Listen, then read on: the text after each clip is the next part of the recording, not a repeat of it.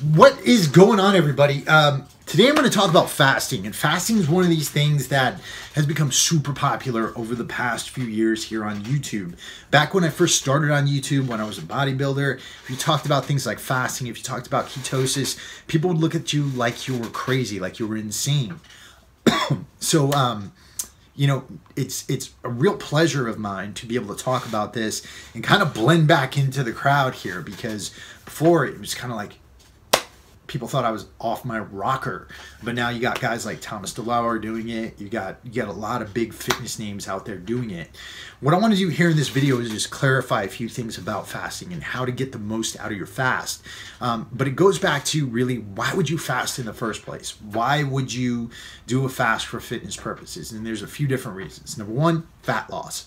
Right? By and large, the biggest reason why people get into intermittent fasting is because of fat loss. They're looking to mobilize fat and burn it off. And that leverages kind of a natural form of ketosis, where you're not inducing ketosis by taking in any exogenous ketones, and you're not inducing ketosis by doing a high-fat diet, though you could do a keto diet in combination with intermittent fasting. But basically what happens is, after a time period without having any glucose in your system, your body switches over to fat adaptation, and you begin your brain begins burning ketones for fuel. All right, so in the lack of presence of glucose in your bloodstream, your liver begins producing ketones from your stored fat cells, and then it uses those ketones to fuel your brain and your internal organs and your energy. So the next reason why people do fasting is because of health reasons and longevity. And this is actually one of the most interesting parts of fasting, because your body it has this amazing system inside of it, that when your body's deprived of calories, deprived of food, your cells actually begin killing each other.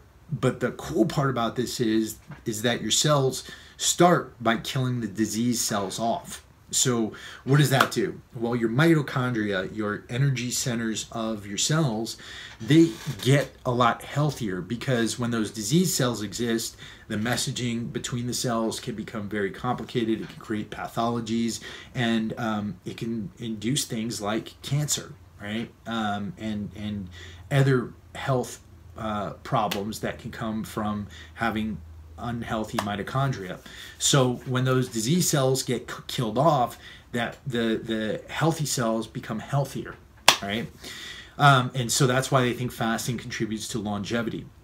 The third reason is actually counterintuitively to build muscle. All right, they've actually found that fasting for I think a 14-hour period can actually help to build muscle, and I'll put studies below on this. It's specifically, you know, containing your eating window within a 8 to 10 hour period, and then fasting for 14 hours out of the day. That has been known to increase your anabolic hormones, and it will help to build muscle. And then the fourth thing is there a fourth thing? I think I already went over four. So we had fat loss, we had longevity, we had muscle building. Oh, and then the fourth thing is also counterintuitive, and that's energy levels. People say they feel a lot more energy when they're fasting, which is also counterintuitive, because a lot of people think they need to eat to get energy. But you know, in many people's experience, including mine, when I've come off of a long fast, I actually feel very good. And that's actually toward the end of my fast is actually when I'll do some endurance exercise. I'll go out, I'll go running, and I'll feel awesome. Lots and lots of energy there. And that's largely because of ketosis. I'm mobilizing my own fat stores for fuel, getting a real steady energy source there. And also because I don't have any fluctuations in blood sugar going on. So my blood sugar is really, really steady, and there's nothing there that's going to give me an insulin spike to lower my blood sugar. So doing a workout toward the end of a fast can be really great. So how do you get the most out of your fast? And there's a few different things here I want to get into. So number one, you want to make sure that you're hydrating as much as possible during the fast. All right, so drinking lots and lots of water. And that's because I said this in a recent video, but as you're fasting, you're also losing muscle glycogen. And as you're losing muscle glycogen, for every gram of glycogen you're burning off, you're also losing 3 grams of water. So that can lead to dehydration, muscle cramps, brain fog, and things like that. So you want to make sure that you're drinking a lot more water than you would have otherwise been drinking while you're doing a fast. Also, during your eating window, you want to make sure you're consuming a lot of salt. And actually, during your fast, you can consume salt as well. I consume Himalayan pink salt, and what I do is I'll just stick it on my tongue and then I'll drink a bunch of water with it. That's because you want to replenish those electrolytes you're losing with that water. You know, things like potassium, very, very important for helping you to maintain energy levels, to help you not feel like crap during the fast, and to help you to make sure that you are operating at an optimal level. You can't burn fat if you're not properly hydrated. Now, another really big thing you need to understand about fasting is that fasting means you're fasting. So if you are consuming amino acids, if you are consuming protein bars, if you're consuming collagen protein, if you're consuming bulletproof coffee, all of which have calories, then that's not a fast. So, you know, you could do a specific, I believe Dave Asprey has his bulletproof coffee fast, and that's one way of going about it, but that's not the same thing as doing intermittent fasting for all the benefits I just described, as far as inducing cellular apoptosis and all the other things. Now, I'm not against drinking bulletproof coffee or anything like that. If you want to do that, you can, but just understand that that's not a fast. So don't try to drink your calories during your fast. I see that's a big mistake a lot of people make. Now, there's a debate out there about whether or not coffee breaks your fast. There's a lot of people on both sides of the fence. So a lot of fitness people see no problem with drinking black coffee during a fast. Whereas other people on the academic side, like Dr. Rhonda Patrick, and there's this other gentleman, his last name is Panda, he actually believes that because coffee contains fatty acids, it contains caffeine, things that would get processed by your liver that would shut down this cellular apoptosis, that disease cell killing system that you have, and then that would in turn not be a fast, right? So there's people on both sides. I drink coffee during my fast, right? So I've never had any problems with it, though I do try to drink coffee toward the end of my fast. So I actually don't drink coffee first thing in the morning when I wake up. I actually wait until about 10 or 11 to drink my first cup of coffee, and I'll tend to end my fast with it, but I'm still doing it within my fasting window, probably with about an hour left. So I would leave that up to your own judgment, and I'll put some research below so you can look at both sides of the issue. The next thing is make sure that you are fasting with a big enough window for your goal. So if your goal is to build muscle, as I said before, the longer the fast, the better.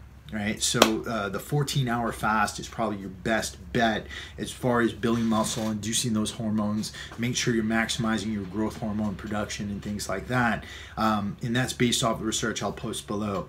And making sure that you know you're eating everything within that window.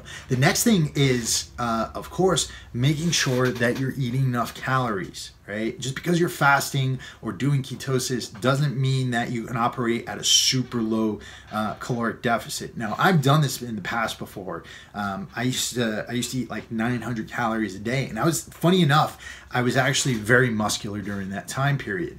But it eventually caught up with me. My energy levels started to plummet. I started getting injuries that weren't recovering. My sleep was really, really bad. I was sleeping like 4 hours a night. And I felt fine, but again, there were health concerns there that I had that were worsening because I was depriving myself of so many calories. So don't put yourself in that position. Definitely, especially if you're a woman, keep stoking that metabolic fire during your eating window and make sure that you're getting enough calories. The next thing is this: get enough calories, but make sure that those calories aren't junk food. So don't break your fast with McDonald's. Don't break your fast with In-N-Out Burger or anything like that. Make sure you're getting the nutrients that you need. Make sure that you're getting all your micronutrients. Consuming lots and lots of healthy green leafy vegetables. Make sure that, if I like to eat organ meats a couple of times a week to make sure, especially grass-fed beef liver, to make sure that I'm getting a really rounded out nutrient profile. Consuming things like bone broth that contains collagen to help me heal my intestinal lining. I consume a lot of grass-fed organic beef, and I consume eggs. Now, if you can tolerate eggs, that's one thing. If you can't, that's another thing. But make sure you're getting enough calories from good whole foods. And I think that just about covers it. All right. So I get into a lot more detail about fasting in my course, Warrior Soul Keto Camp. I'll put a link for that below. It contains so much, everything you want to know about ketosis, from adaptation phase all the way up through maintenance. Contains tons of training programs. It contains information about balancing out your hormones and optimizing your digestion. So definitely check that out if you want. And I also got my free keto course that I've been putting out there that takes you through everything you need to know about starting keto. So I'll put both the links up there below and in tags up here. And if you got any questions for me, hit me up at any time you want. Talk to you soon.